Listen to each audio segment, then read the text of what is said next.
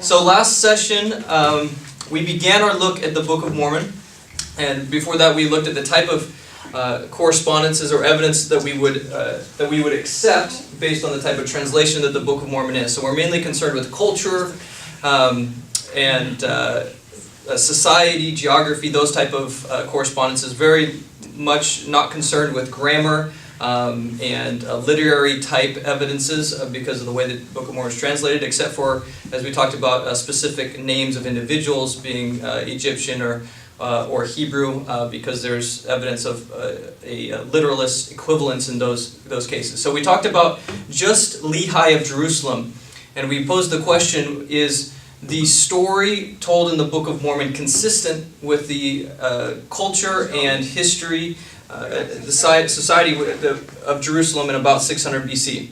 And we said that the conclusion was that it fit in a number of specific contexts. First, the migration of the northern kingdom of Lehi's ancestors, and the separation between Lehi's home in Jerusalem and his land of inheritance up in the northern kingdom, which precipitates him going there. The brothers going there to get the gold and the silver, not going to their home in Jerusalem. We talked about how Lehi lived in one of the three peak times of Egyptian influence, as they were that buffer kingdom between the Assyrian Empire, which was crumbling, the Babylonian Empire, which was about to be ascendant, and Egypt, thus accounting for their knowledge of Egyptian writing. We talked about Lehi as one of many documented prophets sent in Jerusalem, some of which we have in the Bible, some of which we do not. We talked about Judahite belief that Jerusalem could not be destroyed and the historical factors behind that. We talked about Lehi preaching against some of King Josiah's reforms that are uniformly praised in our current Bible, but which we believed, which there's evidence that they took away a lot of the original temple tradition, including the atoning Messiah, which of course Lehi preaches for and is part of the reason why he was rejected by the ruling class in Jerusalem. We talked about Nephi understanding the tree and the tree of life as a woman due to his understanding of Asherah worship in the region at that time. We talked about the tree of life as ancient wisdom symbolism intact almost certainly as it was in 600 BC through some of Margaret Barker's work. About Lehi's vision as the iron rod guiding the people to the great tree, being the older and original understanding of the word of rod of iron rather than the context we find it in the current Bible. We talked about complaints of corruption and removal of scripture, the plain and precious things, the Melchizedek priesthood being extant in 600 BC, and then Lehi fleeing and why he fled down to Arabia and perhaps not into Egypt. We then summarized that it was unreasonable to propose that Joseph Smith could have made up a story with this level of consistency. We then added that to our full positive argument, which we won't go through here, but we added this proposition. Every session has a proposition that it argues for, and so this is proposition K, and then we added it also to our argument from absurdity or improbability, where we posit that Joseph Smith is a fraud by metallurgical fraud, so he creates plates, and mass hypnosis, hallucination theory, and then all the things that has to happen that he has to accomplish in order for this to be the case, which we won't go through all of it, but you'll see that last week is Q, so it fits into both of those arguments. So today we're going to continue talking about the Lehite Exodus, and we'll talk about some bow and arrows, which all guys like. We'll talk about Nahom, and we show a cool little video. So our key or primary sources, a couple of articles, a book. This was one of the first books of people going into Arabia, trying to follow the path. The Hiltons. Since then, the Astons have done really good work, as well as George Potter and Richard Wellington. They're all in kind of the same vein. And then an article by Eugene England. We often talk about, in talking about this, we're trying to understand what could have Joseph known, right? So we talked about that with hypnosis theory. We talked about it, could he have figured out how to make plates? Could he have figured out names? Could he have figured out ancient Enochic literature, right? He's a religious genius to people that don't hold him as a prophet. So the question is, what could he have known about Arabia? Move this up. All right. So at this time, 1830, very little could have been known about the Arabian Peninsula south of Jerusalem at all. So the standard geographies of the time, those that were even possibly available to Joseph Smith in the following libraries, were consistently sparse, but they would basically describe Arabia as generally a barren, uncultivated waste. Sometimes there's a little information on quote-unquote bizarre customs surrounding the Islamic holy sites of Mecca and Medina. Some of them would add, based on surviving references of the Arabia Felix, they would add this kind of a misleading generality. The southern division is fertile in a high degree and produces rice, maize, etc., and abounds in frankincense, gums, balsams, honey, wax, spices, and all the tropical fruits. This wasn't generally well known, though, under the impact of information that was generally available by the 1830s, people thought that even this context of Arabia having anything fruitful was erroneous, that the southern coast was dreary and unproductive. So we have descriptions that there is only a sheet of brown paper between here and hell as a popular description of Arabia at the time because of the heat. So in 1825, probably the most complete guide generally available, even, again, possibly, there's no evidence that this was in Manchester. We've seen full reviews of the Manchester Library, of Dartmouth, but again, assuming he has all the knowledge in the world, it was generally described as a rocky wall, as dismal and barren as can be, not a blade of grass or a green thing.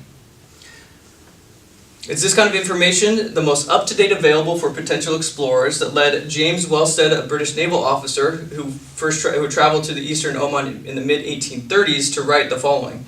As we crossed these with lofty almond, citron, and orange trees yielding a delicious fragrance on either hand, exclamations of astonishment and admiration burst from us. Is this Arabia, we said? This the country we have looked on heretofore as a desert? I could almost fancy we had at length reached that Araby the Blessed, which we had heretofore regarded as existing only in the fictions of our poets. So, people that are arriving mid-1830s, even in 1894, the report is that arid Arabia could produce so lovely a spot was to us one of the greatest surprises of our lives. Right? So, even as late as 1894 and 1920, Bertram Thomas was surprised at the thickly wooded wadis of Dhofar, and even in 1939, a scholarly journal of exploration would write, it is quite probable that Solomon had to transport his ships, or the material for them, from the Mediterranean, for where on the shores of the Red Sea could timber be found for shipbuilding. So we have just, even the information that was available is wrong, right? So the information available to Joseph Smith was vague, inaccurate, and contradictory. People have pointed out he would have been much better if he was writing this story to have him go to the Mediterranean and hire some Phoenicians, to carry him over to to America. But he doesn't do that, right? And the story is not vague or general. It's extremely detailed, leaving itself open in nearly every page to easy falsification through subsequent discoveries. So if we assume Joseph Smith as the author, he's provided us with a daring abundance of unique details about matters unknown in his time, which ought to make it a simple matter to show him factually wrong in light of later discoveries, similar to himself leaving himself open in the case of Enoch, right? He writes an extract of Enoch, and we find it. It's another great case study. Most dramatic, most easy to falsify would be the references to campsites at specific locations, capable of producing crops. Conditions near a mountainous area supporting wild game that would break a steel bow and cause others to lose their spring, and yet where wood for new bows could be found, and most of all, of course, the abrupt turn in direction and travel eastward over an unusually desolate area, but directly to a remarkably fertile area on the seashore that also meets a unique combination of unusual conditions: a beach, cliffs from which someone could be thrown into deep sea, or for tool making, timbers sufficient for length and quality for shipbuilding, and winds that could take them towards America. We have lots of details. So, let's start with some of those details. He came down by the borders near the Red Sea, near the shore of the Red Sea, and he traveled in the wilderness in the borders which are nearer the Red Sea, and we had traveled 3 days in the wilderness. He pitched his tent in the valley by the side of a river of water. We saw that the waters of the river emptied in the fountain of the Red Sea. he spake unto Laman, and, gives him a want to do. Not super effective, as we also know. Nice shout out. Yeah, nice shout out. So the ancient route we're going to talk about, which was not available with Joseph Smith, is the frankincense trail. Okay, and so we'll talk about. We'll get into a little bit more details, but the route moves along the beach for 18 miles, but turns east in the face of impassable cliffs up the Wadi, and I'm going to butcher these names because I don't, not an Arabic speaker, Jafain, and then down the Wadi El Afal, the borders near the Red Sea, to the coastal plain again, the borders near the Red Sea. So when you go through the people that have traveled this area and you look at some of the pictures they have in terms of the valley of Lemuel, there's two potential spots for it, both of which have the valley goes up 2,000 feet above your head, and it's pretty remarkable. Again, rivers of water flowing into or wadis flowing into the sea. What I thought is really interesting, we're going to skip some of that stuff. What I thought was really interesting is this idea of an offering. Nephi records 3 instances where Lehi offers sacrifices. Right? When they first arrive at the camp, he builds an altar of stones. He makes an offering unto the Lord and gave thanks unto the Lord our God. Secondly, after they retrieved the brass plates, right, they did rejoice exceedingly and did offer sacrifice and burnt offerings unto the Lord and gave thanks. Finally, after retrieval of Ishmael and his family, they did give thanks to the Lord and they did offer sacrifice and burnt offerings unto him. So, in Psalms we read that for a safe journey, a person was to sacrifice the sacrifices of thanksgiving for safety in travel, whether through the desert or on water. So this is what was called peace offerings in Leviticus. The Hebrew term, which is translated peace offering in the King James, properly means offering for well-being, so it's tied to traveling. So the peace offering serves many purposes, only one of which was thanksgiving, but in all its form, it was offering an occasion for rejoicing. So you notice in all the times when they do offer this, it's a time of much rejoicing. They use it; it's consistently used as an expression of thanksgiving. They were their most common type of sacrifice, and an offering accompanied by a covenant meal, in which the family, in this case, or worshipers, enjoyed fellowship with one another and their God. So it was a great time to be as a family and worship. So again, look at them and tell me though the difference between the first time and then the second 2 times. What's the difference in the offering that's the offering that's made? Stones. No, the bigger one. Yeah, but the bigger one. There's 2 things that happen in the second. One thing that burn versus burnt offerings. Burnt offerings, according to Leviticus 1, are made for atonement, right? It's an offering for sin. Purging after you'd committed. So it said, if any man of you bring a burnt sacrifice, it shall be accepted for him to make atonement. So for sacrifices offered at the temple in Jerusalem, the priests were under a daily obligation to offer burnt offerings, right? On the chance, and most likely, that someone in ancient Israel had sinned that day. So they were intended to cover all possible bases, whether the sin was known or not. So let's think about the stories when they offer the burnt offerings. The first time is after, or we'll go backwards. The second time is when they go to get Ishmael. What happens during that journey? Now, going back to get Ishmael, nothing apparently happens, but on the way back, we have another rebellion of Laman and Lemuel. They tie Nephi with cords so that they might leave him in the wilderness to be devoured by wild beasts.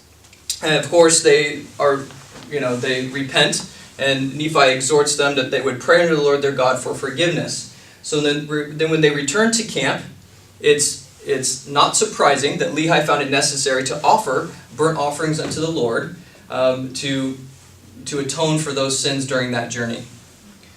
The first journey is even easier to see the potential sins that were occurring. Right? We have the brothers murmuring, saying it's a hard thing that required of them. Remember, they strike their brothers with a rod. Sariah is complaining why they're gone. And then we have a potential homicide. Right? Nephi kills Laban. Now he provides lots of reasons why he's told to do this by the Spirit of the Lord. But again, it is unsurprising that Lehi felt the need to offer burnt offerings to purge any vestiges of uncleanliness that might have clung to Nephi from that homicide. So in all cases, in the 3 recorded occasions of Lehi's offering sacrifices, when they're measured against the sacrificial law in the Bible, They're consistent and understandable in light of the family situation. When Nephi records these, this is occasions, again, how we look at this text where understanding the text according to the culture and the background helps enlighten the text. And that's where I love to read the Book of Mormon as history, not for this or that. Here's a instance of Hebrew language in America or something, but something where the culture actually helps explain that text. So he assumes information without saying it to an Israelite, right? But which modern readers we would gloss over and we wouldn't notice. All right, so now let's get to the trail. The frankincense trail. When we talk about it as a trail, it's not like a modern trail. It's actually more of a general route, right? So sometimes I put in here like half a mile wide to even up to 48 miles wide. So when we talk about a trail, really what it is that it's this broad path that converges on occasional water wells through the trail. Kingdoms got, at least anciently, kingdoms got very rich off frankincense. So we know of Seba, or Queen of Sheba. She shows up in the Bible as they buy frankincense and incense from that kingdom. So it was a huge trade, and some of the biggest cities in Arabia were built off of frankincense.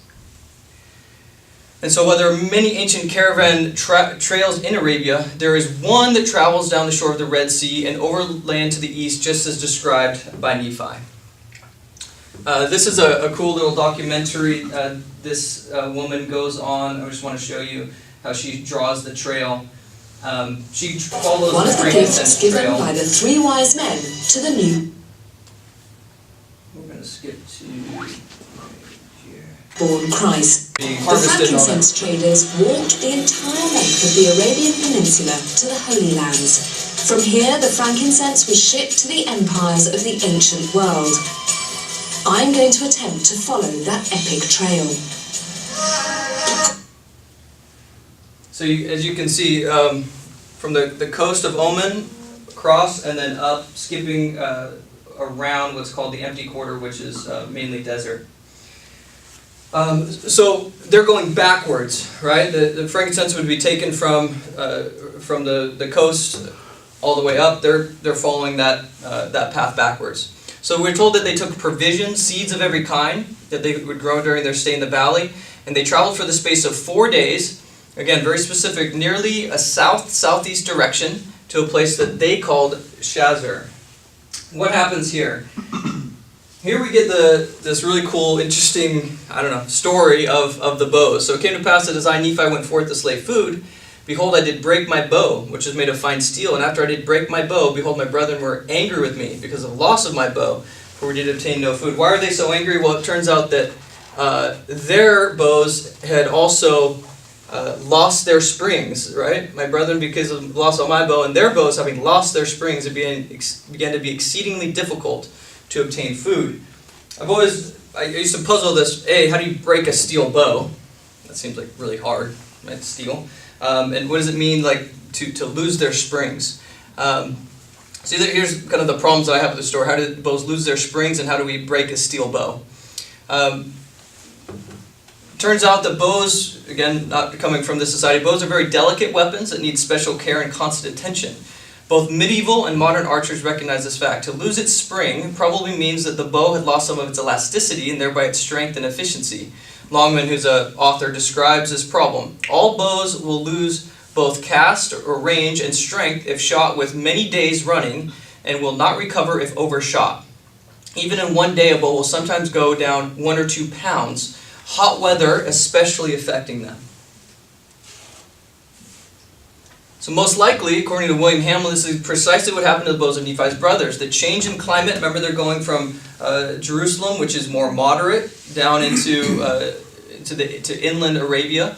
The change in the climate, the hot weather, and continued hunting progressively weakened the elasticity and draw weight, or springs, of their bows to the point that the bows had insufficient range and penetrating power for effective hunting.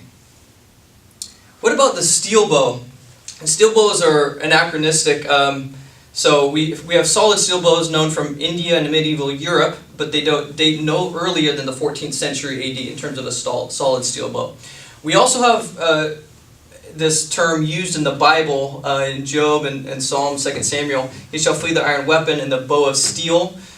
In both of these cases, bow of steel should be translated as bronze. And they weren't solid steel bows, obviously, like we found later in India and medieval Europe. Instead, what it was is that they weren't made entirely of bronze, but refers to the metal coverings of certain bows. So Nephi's steel bow could thus likely be Joseph Smith's, he used a KJV model and language, Jacobean English translation of an original Hebrew bronze bow, referring to an ordinary wooden weapon, decorated or reinforced in certain parts, usually the upper limb, nock, and grip with bronze. So this explanation is supported by the fact that Nephi's steel bow is said to have broken. A good indication that Nephi was not referring to a pure steel bow of the 14th century AD type, which would be essentially impossible to break by human muscle alone, right? Can you actually, like on that slide, when you say it's, I kind of missed the Jacobean part. Oh, it's just that's just the kind of language that's used in the Bible, right? So in the Bible, it also has an anachronistic term, bow of steel, Sure. and bow of steel. So what the KJV translators were translating was an ordinary Hebrew bronze bow that was reinforced. It was wooden bow, but reinforced by bronze. So the idea is that Joseph Smith did the same thing, that it was an ordinary bronze, wooden bow with reinforced by bronze that he translated as steel, just like the Bible did, as evidenced by the fact that he breaks it, which would have been impossible if it was pure steel.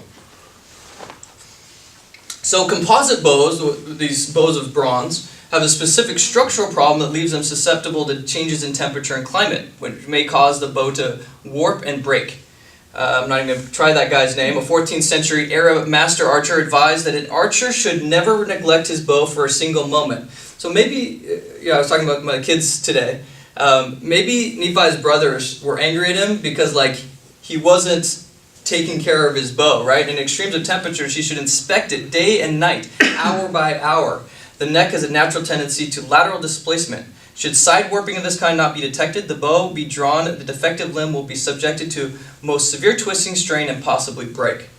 So they're pretty angry with him for some reason. How much they understood of temperature changes and how that would affect their bows is unknown. But of course, they had left the more temperate Palestine, where the bows were probably made, and they were going to the more arid climate of the Arabian Peninsula, which would dry out the wood of the bows. And also, they had just recently left the more fertile parts, and they said traveled into an area that was even drier, right? So they're not only traveling inland, but they were at more fertile parts, and now they're in a drier temperature.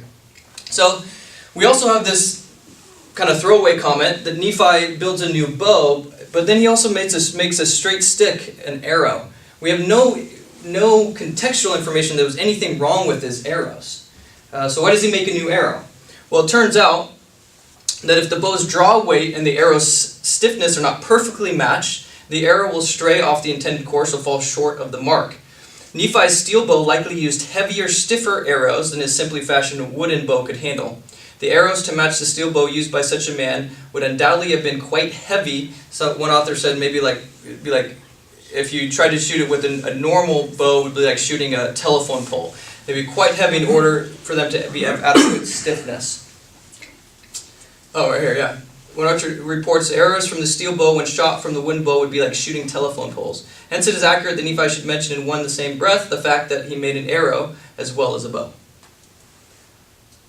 So,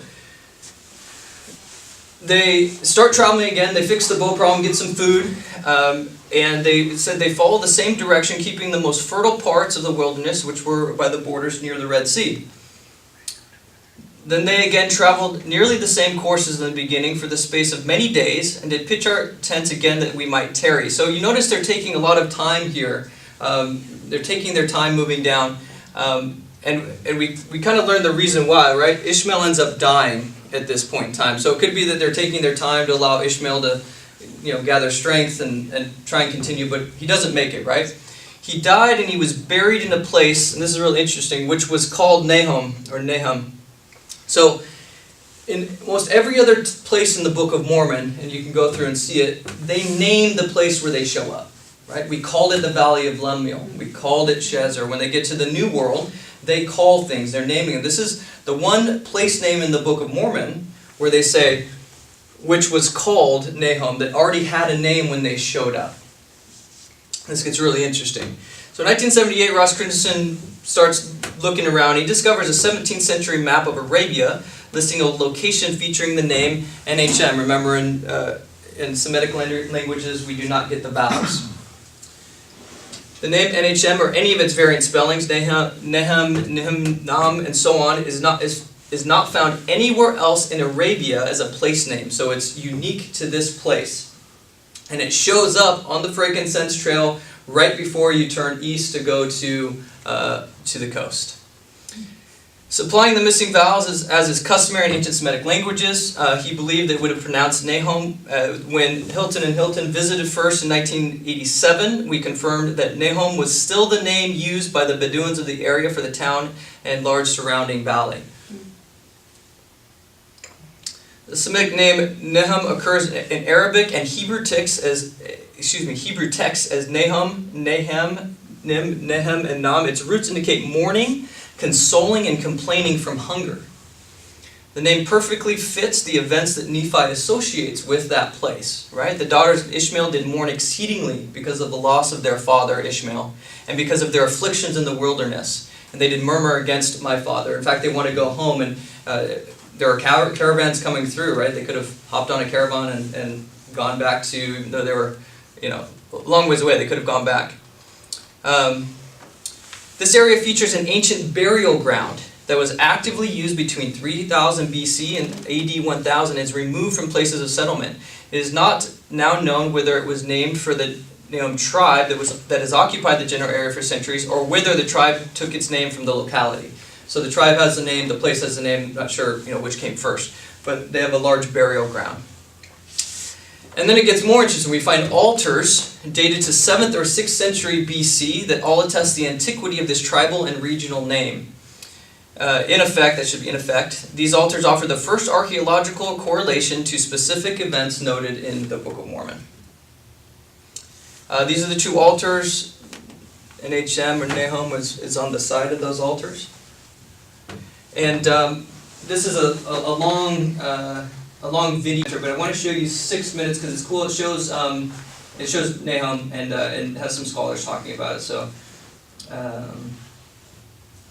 33 minutes.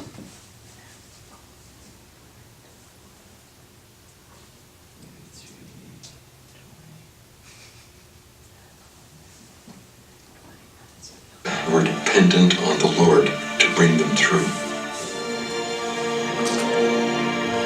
So it's showing some of the area where they were traveling, which is, like I said, Texas. I believe that it took them about a year to go from their first base camp down to Nahom. The reason is because that's when Nephi mentions the birth of the first children.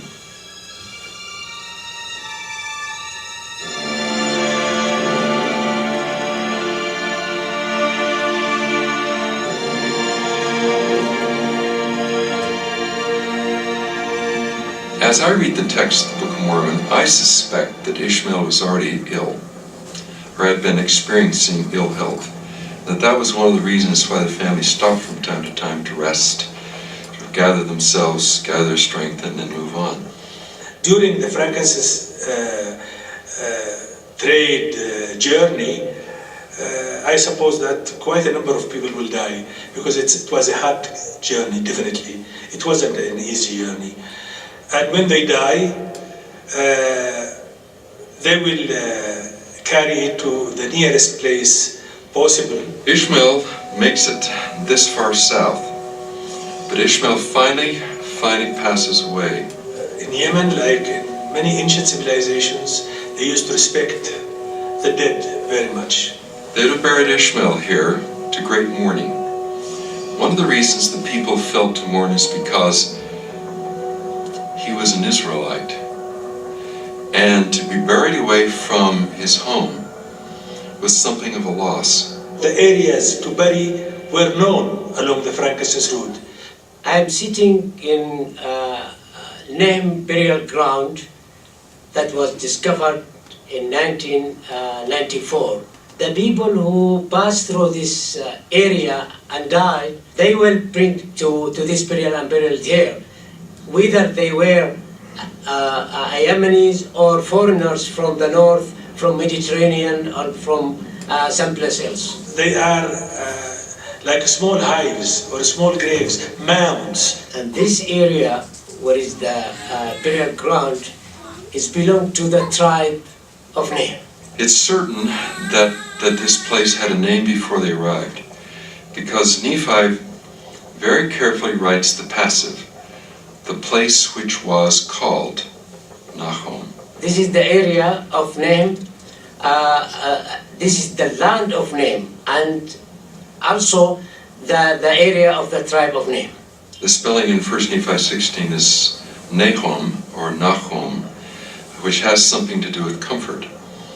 In ancient South Arabian, the letters NHM have to do with stone cutting and may possibly refer to the kind of work that the people of this tribe did. The name is supposed to be coming from the root Nahama.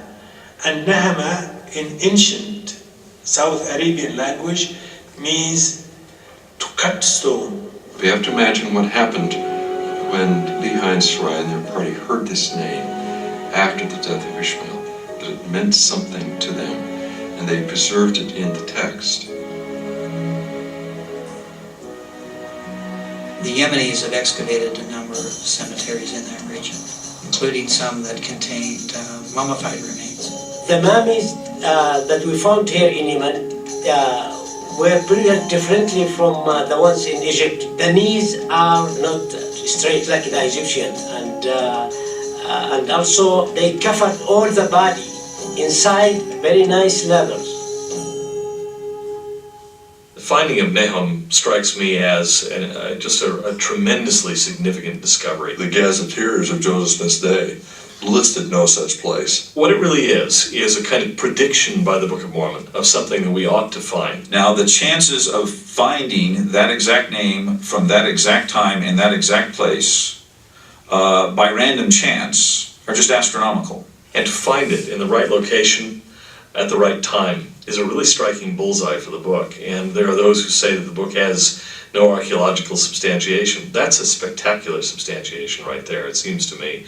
Something that would have been unexpected, that it's so unlikely that Joseph Smith could have woven into his story on his own. The Book of Mormon has made a complex prediction, and modern archaeology actually confirms that prediction. It's a direct bullseye, as precise as you could wish it to be. There are inscriptions from the Temple Baran at Marib that date to the 6th century BC that talk about individuals from Nahom. So the region was known at the time of Lehi and was called that at that period of time. The temples that were uncovered there are actually from Lehi's own time frame. But then to find the altars with references to Nahom on them, dating from 600 BC, was just spectacular. Certain ruins or remnants of that temple were uncovered, including 3 altars, all of which carry this inscription, Nahom. You couldn't have asked for a neater proof that the name was there in the right place at the right time, when it was supposed to be there for Lehi's group passing through. The witnesses tell us that Joseph didn't even know that the city of Jerusalem had walls around it. Well, if he didn't know that there was a wall around Jerusalem, he certainly didn't know that there was a city or a site out in Yemen called Nahom. The idea that Joseph Smith, for example, was really well versed on pre-Islamic Arabian geography or customs in the desert seems to me so ludicrous as to simply be beyond belief. One has to ask the question, how could Joseph Smith possibly have known Nahom? Alright, I thought it was cool to see the actual place and them sitting on the burial grounds and some of the mummies they pulled up. Anyway.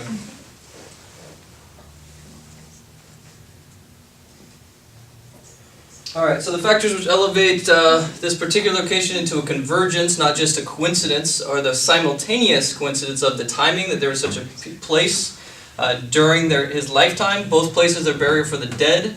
Both are the southern end of a travel route moving south-southeast, which subsequently turns toward the east from that point. And both have, which we'll get to, bountiful lands consistent with the 12 particular details required for Bountiful, approximately east of its location. It's just a name. It's a name, date, place, and turn in the ancient frankincense trail in a specific relationship to another location. Also, I love the linguistic aspect of coming from their culture, and they heard Nahom, and to them that had the root of the morning. So for them to preserve it because they buried Ishmael there. Anyway, it's kind of a really interesting, again, understanding of why they did that in the text, right? Because of leaving behind one of their patriarchs. All right, so they turn eastward to Bountiful. So they live at Nahom for a space of time, probably another growing season, then they start out again, but traveled nearly eastward from that time forth. This was their most difficult part of their journey. They did, quote, wade through much affliction. They lived on raw meat. Why? Because the Lord directed that they should not make much fire.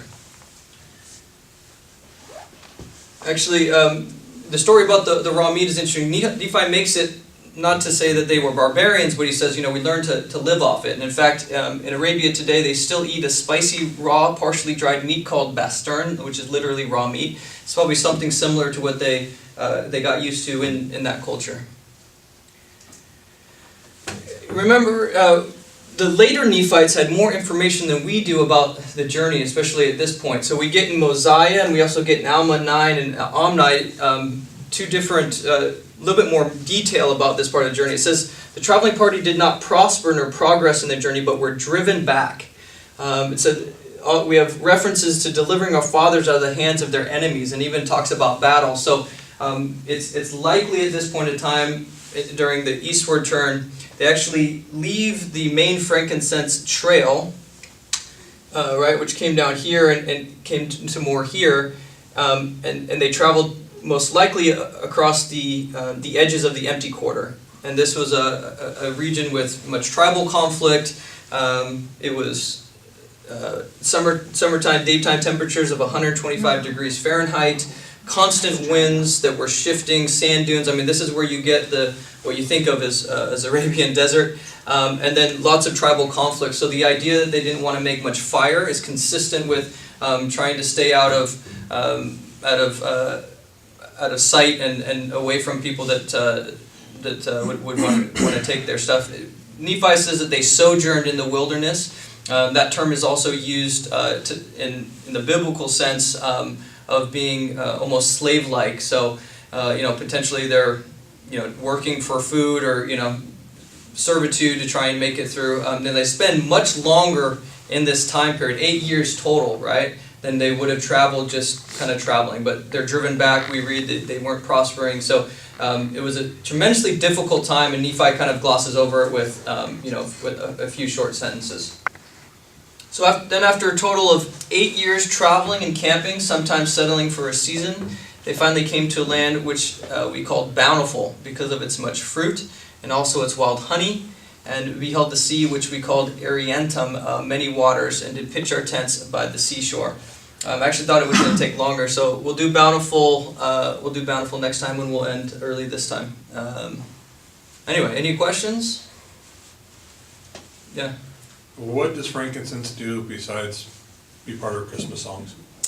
It smells really good, and it was part of ancient Israel's most of their rituals had to include frankincense in some way, and so the upper class liked it because of its scent. It would make their clothes smell better, make their house smell better. They still bless babies over frankincense, so they start burning it, and then the smoke rises up, and when they bless the baby, they hover it over the frankincense. And so the Jews used it for their rituals. The rich people used it to make them smell nice. Is it a tree or a shrub? It's a tree. It's a tree, and they go up, and it's in the Oman Mountains, and they chip away at it, and then they go away for a few days, and the sap bleeds, and it turns into these like white globs, which they then scrape off, put in this cave, dry out, and it becomes really cool looking like blobs of frankincense. That's what they bag up, and then they would have took tons and tons of it on this frankincense trail, caravans of 1,000 camels, and I mean, just it was a humongous trade, and it would go up there, and then would be taken all throughout into Rome and lots of different places, and so it was, and they burn it for yeah. Well, and frankincense oil is healing.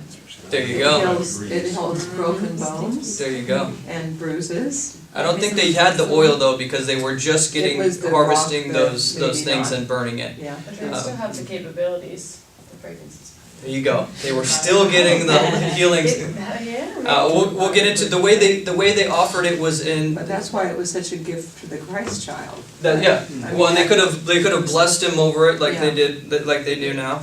The way that they offer it is really interesting, and we'll talk about later. I'll show you a picture though. The way that they would burn frankincense in the temples, I think it's in here, is with.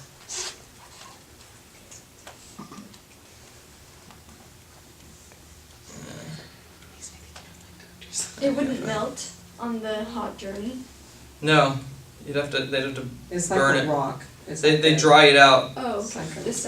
We'll go over the way they would burn it though and offer it in the temples is with a spoon with a hand in the cup in the shape of a in cupping shape, for lack of a better term. And so that's the way they would offer it, and that was an offering of something precious, right? So that's the way that they would do it in the temple. They'd have this spoon with a hand on the end like this, and they put the frankincense in there, and that was a way of offering something of value. The hand and cupping shape tool that they would use, which has a significance in some of our rituals as well. Did you get a chance to ever talk to Brother Doan's dad? I don't know, are they still here? A little bit, yeah. He had extensive slides, extensive things, even like Nephi's bow. He had a picture of a tree, the only trees that grew in a certain part of the desert. That's probably where Shazar was. I skip over so like this isn't like so detailed. It was crazy. What you were saying was reminding me of what little. Yeah, if you want to dive into it more, like I said, Potter and Wellington, Hilton's. There's three main books sources that we're getting the highlights of, but they're fantastic. They travel, all three of them traveled through there, and the pictures and yeah, they're still Bedouins. He said that he had time. some chocolate. Oh, my kids like that. And he took it and left. He's like, okay. And he came back with like half a goat half a day later as payment. It was kind of like the interactions they had with these people. Yeah, there's still a tribe. There's a tribe there that ended up being called Lehite, Lehite tribe, and we read in the Doctrine and Covenants, of course, there's this throwaway line that you'll be a great missionary like Nephi and Lehi, and that was always odd because we don't get really anything in the Book of Mormon about them being great missionaries, but they were on this trail for 8 long years. Anyway, there's lots of interesting things in Arabia. I always just thought they were the only ones. Like they never talk about meeting people, and in the land of Nahom, it was named that before, but I'm thinking, how do they know what it's called? Yeah. And so like tribes and avoiding fire and all that, it makes sense, but it's a really interesting thought because I just never really thought of them socializing along the way. Yeah, and we'll get to that much more in the New World. So they write this story as if because it's their spiritual history, right? And so they write it from a very us-centric point of view. And in fact, when we get to the New World, we'll talk about how they called everyone else that was there Lamanite. The reason there was so many more Lamanites than Nephites was not just a birth rate factor. It was the factor that everyone else that wasn't part of their little cultural and religious group, they called a Lamanite, right? So the surrounding, what we now view as the early pre-classic Mayan culture, are Lamanites to them, right? So we get hints of it, right? We get hints of it in different places, but they never really. It's so focused on them and the stories they want to tell about being righteous and prosper, be righteous and prosper, the pride cycle. They're very focused on their story, and so we just get hints of of the other people in their world, but there most certainly were. And again, when we go to the New World, we'll talk about those pressures that they have from what we view as, like I said, early Mayan culture that affects them in very specific ways and how they deal with it. But again, they're not talking about it directly. So anyway, yeah. So you referenced the Mosiah scripture about them being driven back. Yeah. Why do you associate it with like the journey instead of like the ship and the being driven back on the water? Well, because it took them 8 years to make the journey. So And what's going on? yeah, and then they say they would stop for a season, and then they said we waited through much affliction and starvation, and we sojourned. He said they sojourned in the wilderness for 8 years. So it's pretty clearly they were doing something. They were sojourning for a long That's period of 8 time. from the departure from Jerusalem, right? Yeah, so but it probably only took like an hour or a year, most likely, to get down to Nahom, right? But it was like the rest of it took. I think from Nahom to the coastline was the longest portion. Yeah, they could have stayed in Nahom. We don't know how long they stayed in Nahom, right? They could have stayed there more than one season. It says they stayed at least a time. We're not given specifics except for that early first part. And the only reason we're given specifics on the first part is that for Israelites, it was culturally you shouldn't, especially with Josiah's reforms, build sanctuaries. You had to be at least 3 days away to build sanctuaries from the temple, right? Because you had the offering place, the temple at Jerusalem. That was especially during Josiah's reforms. They wanted to make that the culture place, right? They were taking down the high places. Remember, that was all Josiah's things. So it's interesting. Nephi he makes very clear. Hey, we traveled 3 days. And then we built an altar and offered sacrifice. So, but other than that, we don't get a ton. We get another 4 days, and then we don't get much other than now it's 8 years, right? So he's not very specific on timing. He is on geography, and we get a lot of specifics on geography, but not as much on timing. Looks like a bunch of hot, sharp rocks down there. It does, yeah. That last part. But then we'll go to Bountiful, and Bountiful's crazy beautiful, and the idea that exists in the Arabian Peninsula, near eastward. I'll show you part of the video Well, if too. you've seen Aladdin, you know it's all. Yeah. We should get all our theology And from there's Aladdin. song as